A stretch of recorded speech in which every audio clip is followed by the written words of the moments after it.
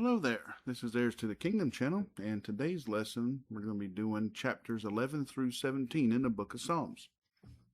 If you're new to this, is the Bible study channel going through the King James Bible, not skip anything as scriptures command. So if you would, please like, subscribe, and share this content, and let's get started. So, Psalms, I've just talked about them numerous times now. They're kind of like little poems, little jingles. Some of them, they're short, this, that, and the other. They're things to live by. A lot of them's written by David. This one here, starting. It's a Psalm of David to the chief musician. Doesn't say exactly which one, but normally the chief musician, from my understanding of it, is the musician in charge of the Levites, singers, and one's playing instruments. So David would help write songs, or the Psalms, give them to the chief musician, and then they would make up, where they start singing them around the temple, around the town, this, that, and the other. And it's just, doing a joyful noise for the Lord. Some of the Levites' jobs in helping the priest and for the temples is just to play instruments and sing all day long. Day in and day out, this is all they had to do, and they were provided for. They had housing, food, clothing, purpose. They did what God wanted them to do. As I said, when God asks us to work for Him, He doesn't ask us to do a lot. It's normally very simple. He's not asking us to carry 2 tons of granite, a piece at a time every day up, a steep incline. There's nothing complicated about that. It's just, simple stuff. The main thing He wants for us is to live by His word. And that's it. So all we have is the King James Bible to live by. I do believe in my heart, it's been told to me by the Lord through my heart, that He approves of the King James Bible because He built, America was blessed in being built, and the people that built America followed the King James Bible. So I know God approves of that version, or He would not have blessed the building. So that's why I stick with the King James Bible. Other translations change the meanings of lessons. I've ran across that. I've talked about it before. And so that's why this Bible study is only with the King James Bible. But yeah, so let's go ahead and get started here. Chapter 11, verse 1. In the Lord put I my trust. How say ye to my soul, flee as a bird to your mountain? For lo, the wicked bend their bow, they make ready their arrow upon the string, that they may privily shoot at the upright in heart. If the foundations be destroyed, what can the righteous do? The Lord is in His holy temple. The Lord's throne is in heaven. His eyes behold, His eyelids try the children of men. The Lord trieth the righteous, but the wicked and him that loveth violence, His soul hateth.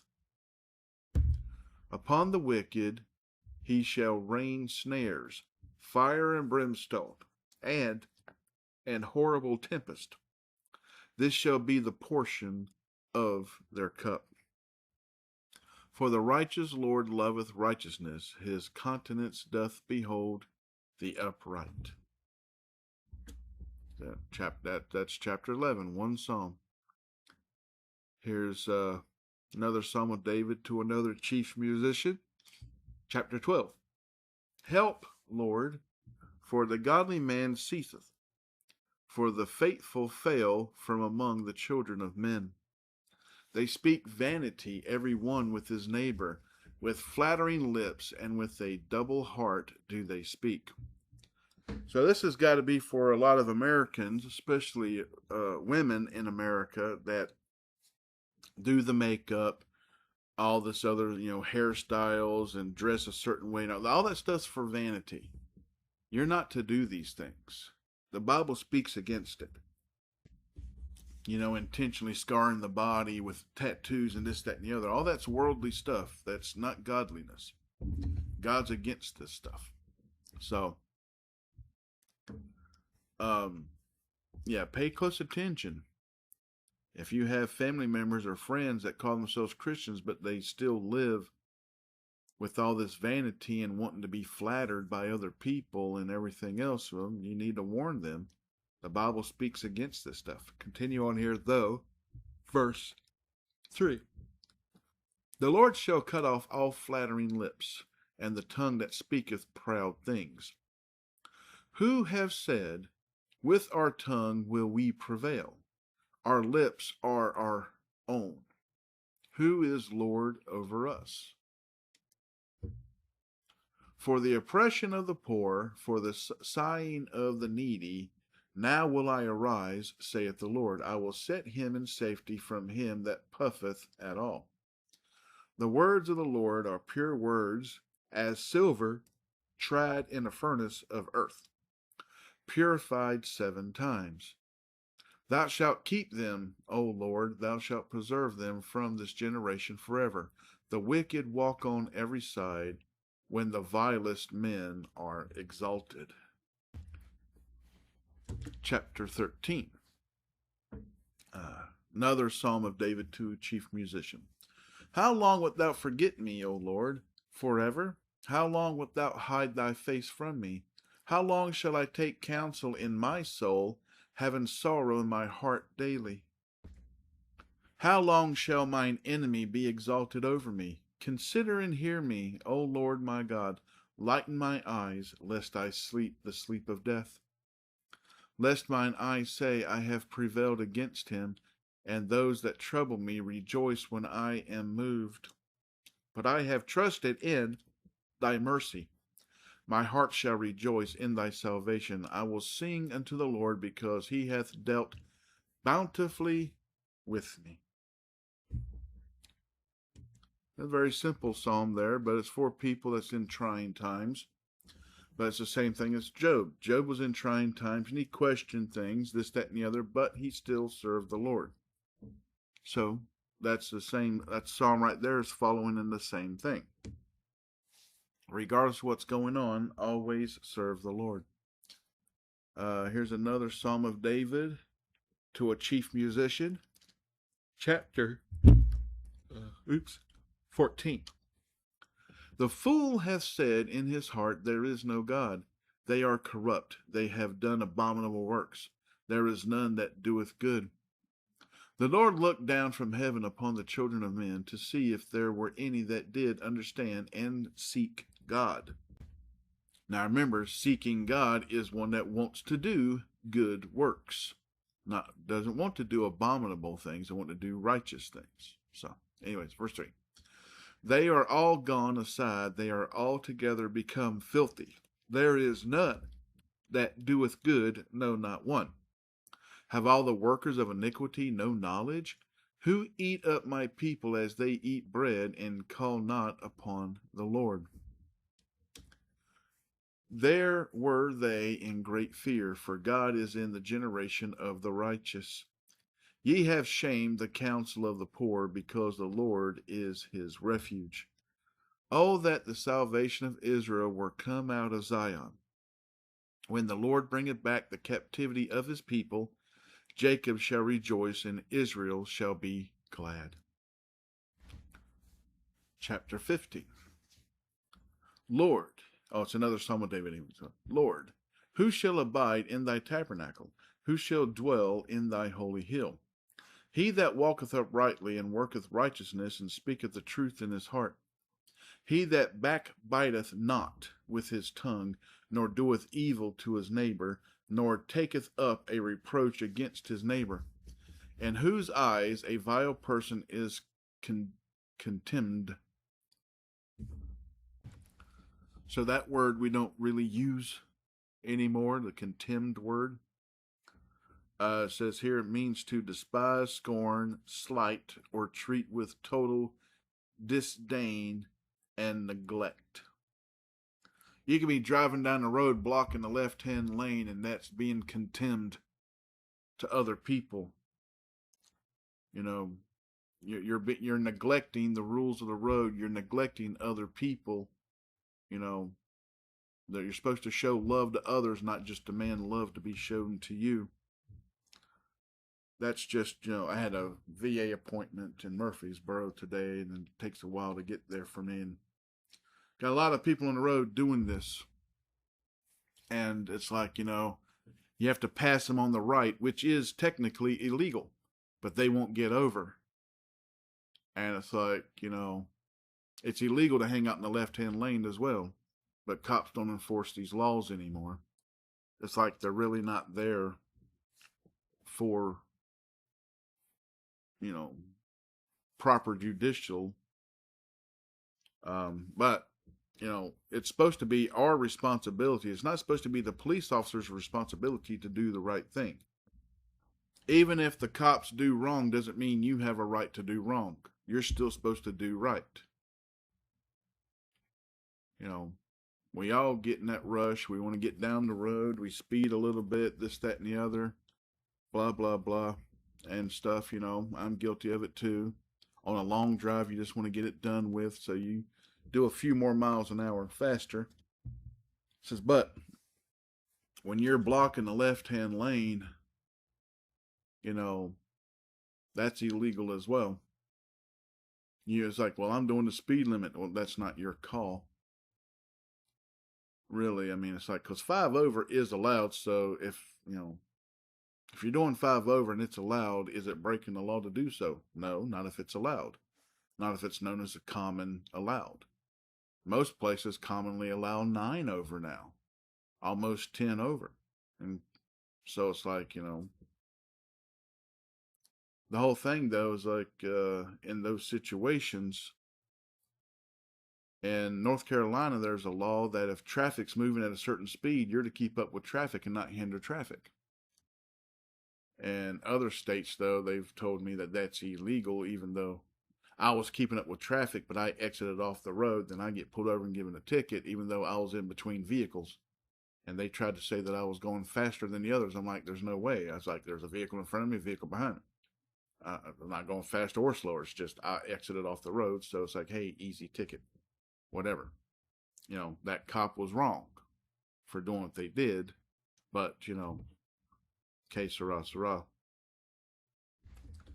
Anyways, there's many ways of being disrespectful and neglect to society, people in society, people in public, people on the sidewalks, in the crosswalks, driving down the road, or even walking down the aisles of the department stores and grocery stores. If you're blocking places, like, you put your buggy on one side and you stand on the other, blocking the whole passageways in the store, that's just being disrespectful. That's a sin. That falls into that thing too. You're intentionally being disrespectful. You have no cares for other people. So, anyways, let's continue on here though, that contemned word. But he honoreth them that fear the Lord. He that sweareth to his own hurt and changeth not. He that putteth not out his money to usury, nor taketh reward against the innocent. He that doeth things shall never be moved. Doeth these things shall never be moved. It's talking about these that live in righteousness and doing the right thing will not be moved to do the wrong thing. But let's continue on. Oh, that's the end of that one. Now chapters, see, these are short ones. So that's why it's like, people think 11 through 17, they're short ones. Now this one's actually given the title of Mictum of David. So it is a writing of David, but it's not really listed as a psalm. Says the root word of that word Mictum, says the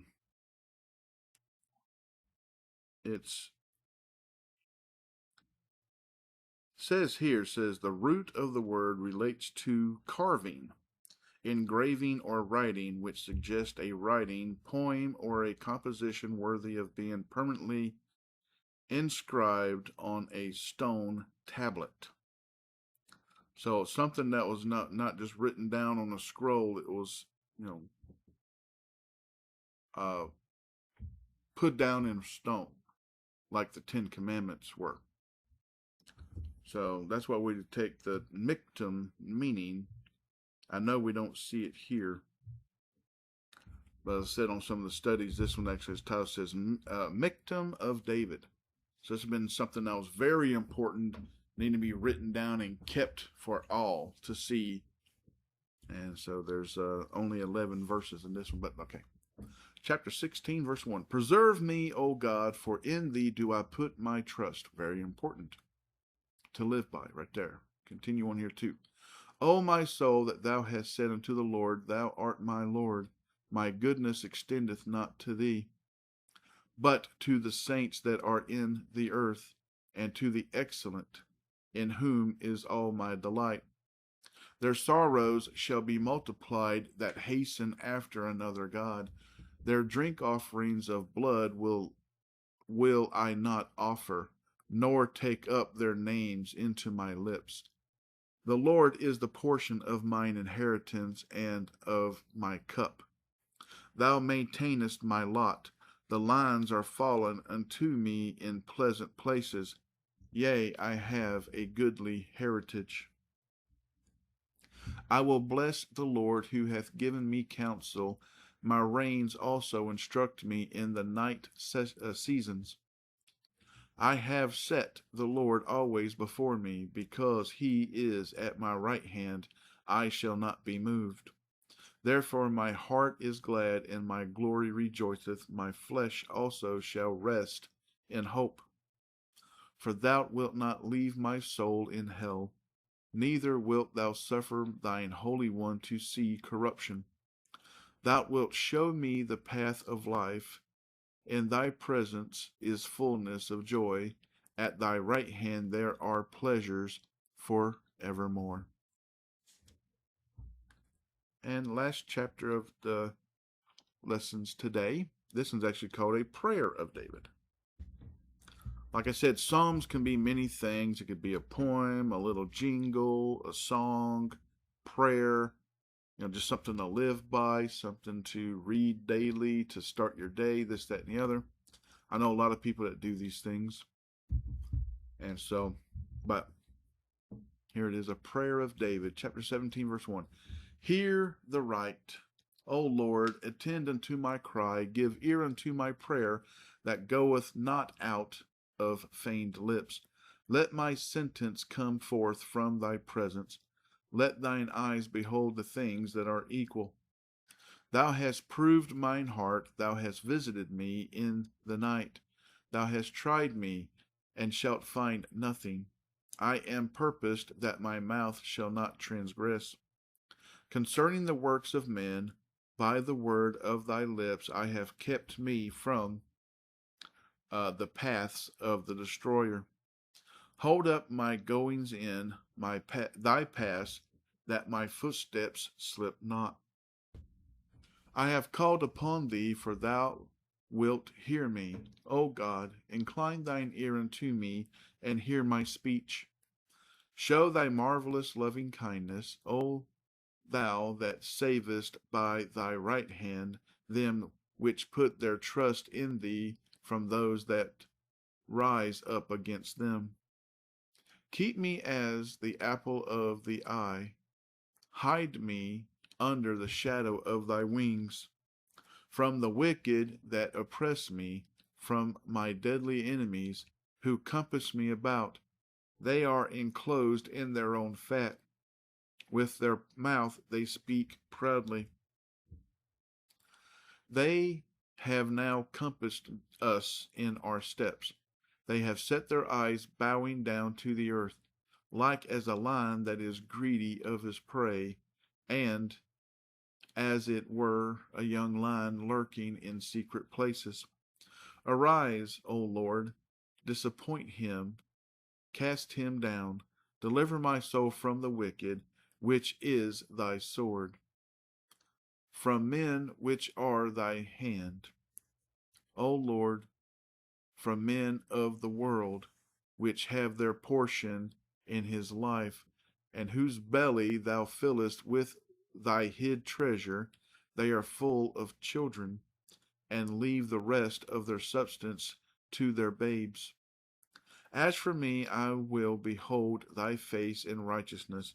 I shall be satisfied when I awake with thy likeness. And that's the end of this lesson today. It's a good prayer. Like I say, I'll go ahead and say it now. Pray for yourself, others, all people, all nations, everyone, everywhere, everything. Pray for everybody.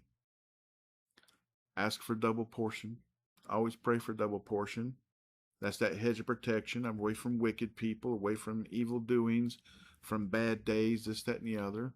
Of course, things are still going to get in, but don't forget to pray for double portions of everything. Righteousness, hedge of protection, health, finances, this, that, and the other, blah, blah, blah. Always pray to God. Ask him, give him all praise, glory, and worship, and thanks and everything, good, bad, the ugly, and the indifferent. Now, that's what prayers are. It's just talking to the Lord and asking him of things and asking him to, make sure you stay on the right path. It's very simple. But also, try to be a living witness for others to see and be intrigued on, wanting to learn about the Lord. That's one of our main goals, is to try to live godly, walk godly, and, treat others the way we want, them to treat us. But, like I said, that's the end of this lesson here today. Now, speaking of the health stuff, September 29th, as it is right now, I'll be having surgery. That was the appointment today. I have deviated septum stuff, this, that, and the other. I've had nose problems for many years. And so finally asked a doctor to look into it and so on and so forth. So I qualify to have deviated septum surgery. And so the 29th of September, I probably will not be doing a video. I'll be reminding, the 28th, the day before. I may be out of it for about a week. I'll have to have stents in my nasal cavities for a week. I don't know if it's going to affect me being able to read and speak clearly. I have to wait and see.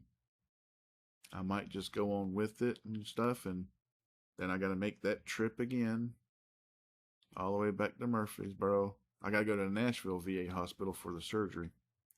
But, I got to go to Murfreesboro back again after that to have the stents removed and examinations and get all the sinus, the nasal flush equipment, this, that, and the other. Anyways, there's a bunch of stuff going on, but it's going to be about a month from now when this takes place. So I'm just giving fair warning to those who are loyal to the lessons here, that, especially on the BitChute. That's where most people view my channel at.